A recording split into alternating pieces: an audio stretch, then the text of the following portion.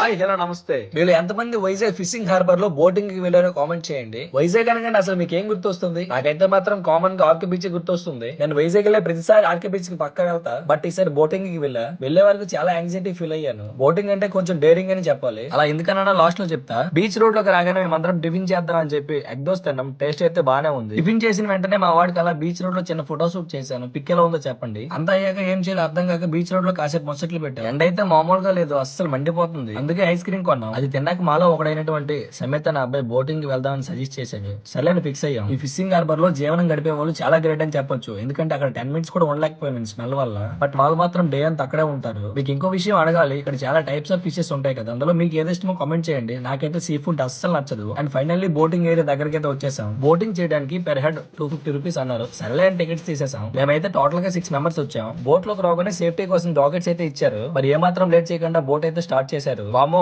వీళ్ళైతే చూడండి ఎంత బాగా ఎంజాయ్ చేస్తున్నారో. వీళ్ళకి బాగా అలవాటు అనుకుంటా స్విమ్మింగ్ చేయడం. ఈ బోట్ లోపలికి వెళ్లేంత వరకు భయం అయితే లేదు, కానీ ఆపితే మాత్రం చాలా భయం వేస్తుంది. ఎందుకంటే అలడ ఊపేస్తుంది నేను బోట్ ని. నేను ఈ బోటింగ్ చేస్తున్నప్పుడు తీస్తున్న క్లిప్స్ అన్నింటిలో లాస్ట్ క్లిప్ చాలా బాగా నచ్చింది. ఆ క్లిప్ చూసాక కేజీఎఫ్ మూవీ గుర్తొచ్చింది. నిజంగా చెప్పాలంటే ఈ బోట్ ఆపినప్పుడు అయితే నాకు చాలా భయం వేసింది.